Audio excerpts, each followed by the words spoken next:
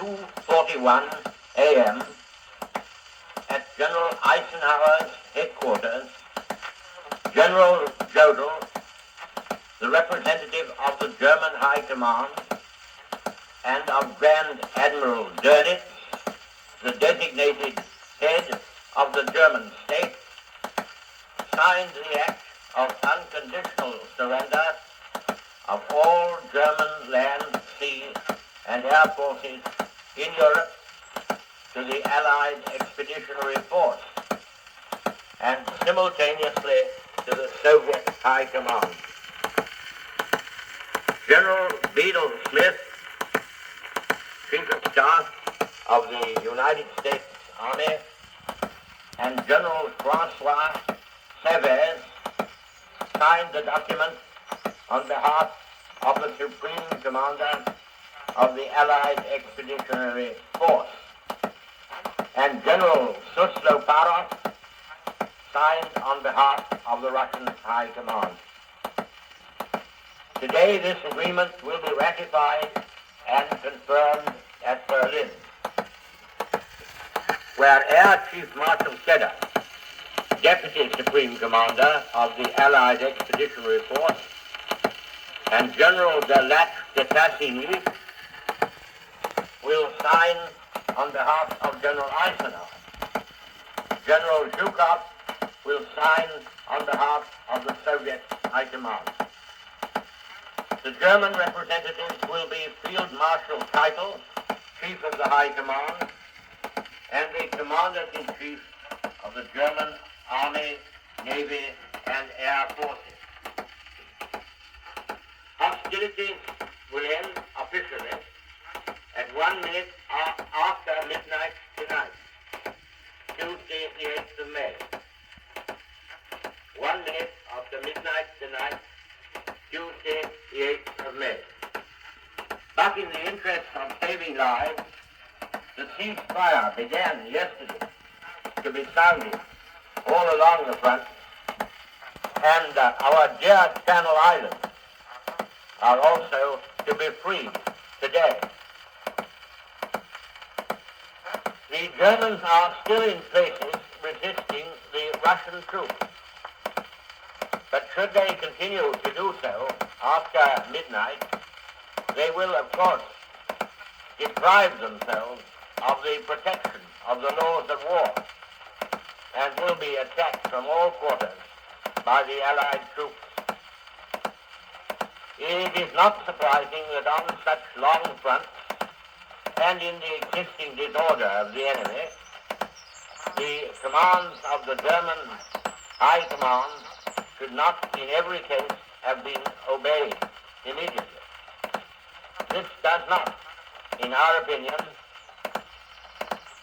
with the best military advice at our disposal, constitute any reason for withholding from the nation the facts communicated to us by General Eisenhower of the unconditional surrender already signed at Rheims, nor should it prevent us from celebrating today and tomorrow, Wednesday, as Victory in Europe Day. Today, perhaps, we shall think mostly of ourselves.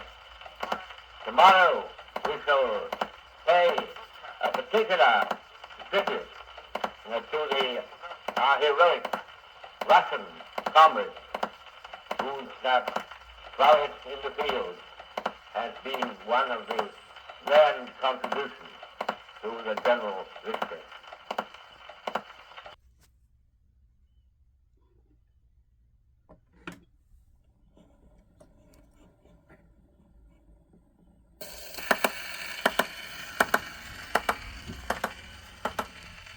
The German war is therefore at an end.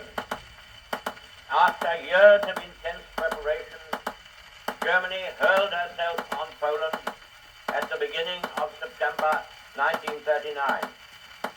And in pursuance of our guarantee to Poland, and in common with the French Republic, Great Britain, the British Empire, and Commonwealth of Nations declared war upon this foul aggression.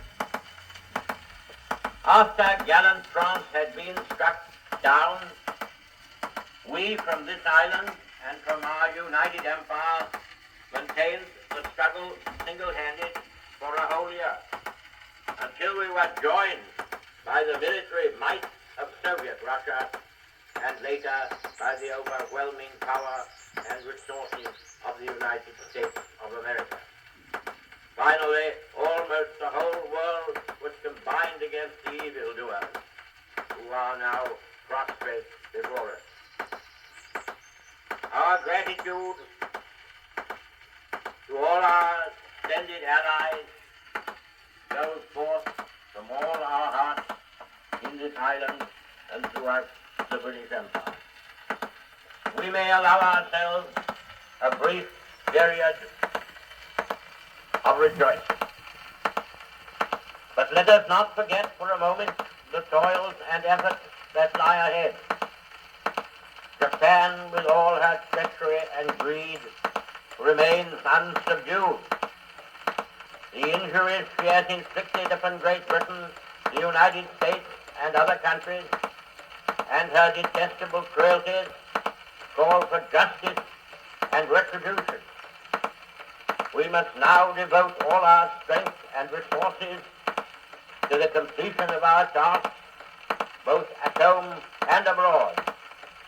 Advance, Britannia! Long live the cause of freedom!